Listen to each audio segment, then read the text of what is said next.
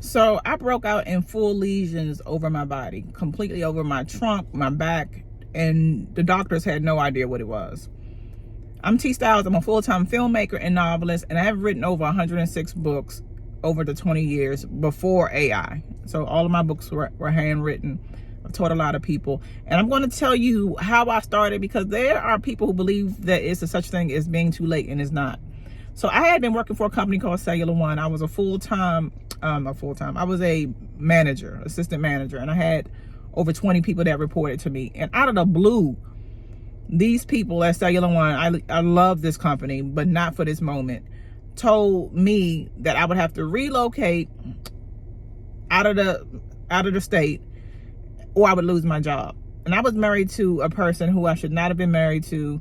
God bless his little heart. I love the last name, but that's about it. We weren't compatible as husband and wife, but we were definitely compatible as friends. Should have left it like that.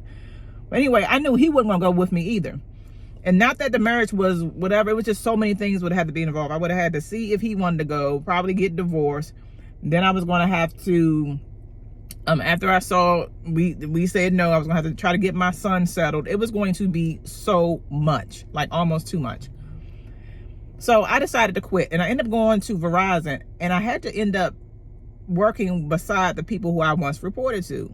Luckily, I must not have been an asshole, because I was able to work with them. They respected me, and so on. Marriage got divorced, and I'm at Verizon for a year or so, and I'm in the flow and things like that. Now, somebody on the job that I knew said that they were SA'd. And look up SA'd. I'm not going to get into it because I don't want the YouTube video to get struck down. And she wrote a book called My Side of the Story. And I remember thinking, like, oh my God, she wrote a book? That's crazy. Like, is that easy? I sat by this person. How is that possible? Now, this is prior to print on demand and all that kind of stuff. So I'm like, oh, okay. She wrote a book. That's something to know. Time went on, and I started sending emails through a few people, short stories to a few people on my email list, and just sending them to them. That kind of inspired me. So I'm writing the stories and sending them to them, and people become like, where's the rest? Where's the rest? I'm like, are y'all reading this for real? Y'all just playing it? Like, no, where's the rest? So that went on for a while. And then one of my coworkers came to me and said, my cousin put out his own book, and it was print on demand. And I was like, what is print on demand? And researched it and all of that. So I turned that very first journal that I had, which had all of my emotions. I was a troubled fucking kid. Like, I had a lot going on, in and out of the system. Was just a lot going on. So I put this book out called Rainbow Heart. Please don't go looking for this book, because the book is not no testament to whatever. Every time I bring this up, I always get one of my readers to like, here, sign it. No, thank you, please. But they always find this book.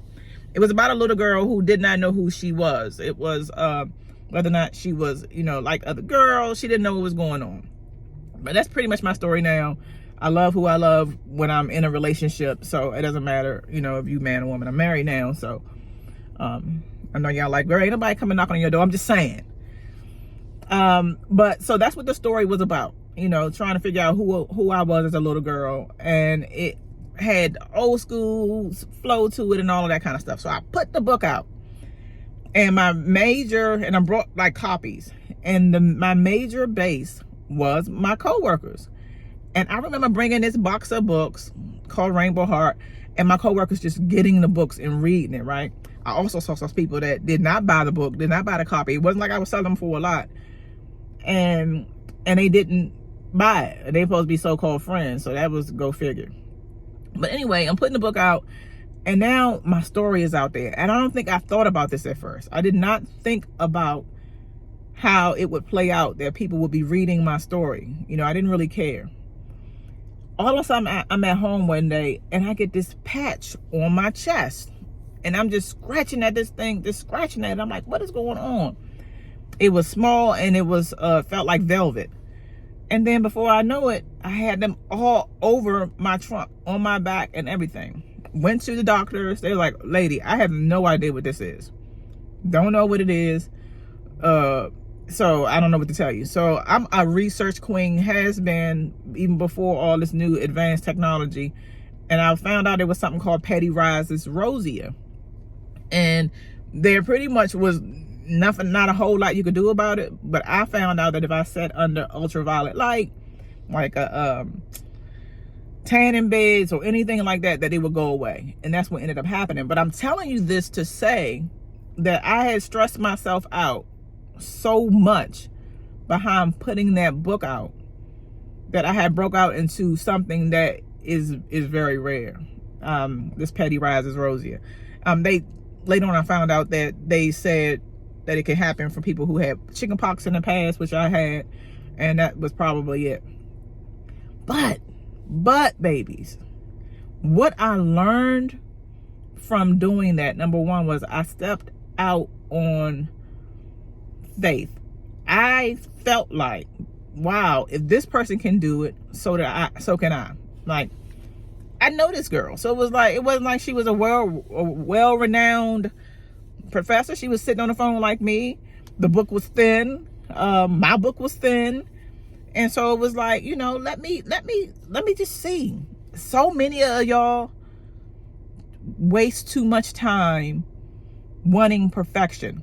This book had good reviews and bad reviews. It's average about 3.5. I do good stuff and bad stuff, great stuff, and okay stuff, because it's not just regular. To this day, sometimes I put out an excellent movie. Sometimes I put out an okay movie. But the difference between me and a lot of other people is I don't wait for perfection. You know, Steven Spielberg did an article a long time ago, and he was talking about the reason why when he first started, and some of his peers when he first started, would just make a bunch of movies. The movies did not need to be perfect. They just made them. And from that came the perfection, or as you build your craft. And again, that's what I do to this day. And that book, Rainbow Heart, showed me and told me that if I continued to just do something and then see it come to fruition, that at some point it would just all pan out. It'll just all pan out. And it really did all pan out. And that book was the beginning of me working full-time as a novelist, making movies full-time now, teaching people how to write books. As a matter of fact, if you want to learn how to write a book, I wrote a book called How to Write a Book in 30 Days. Also got all over YouTube, I've got a playlist where I follow you from day 1 until 30. So you can look at that playlist.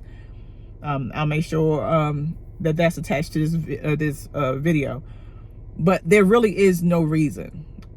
This is the very first book I wrote. I'm going to come back for all the other books I wrote. This is the first in the series. I'm going to tell you next how I got my very first book deal. I got a 2-book deal, got an advance, and all of that. And all of that pretty much happened after this.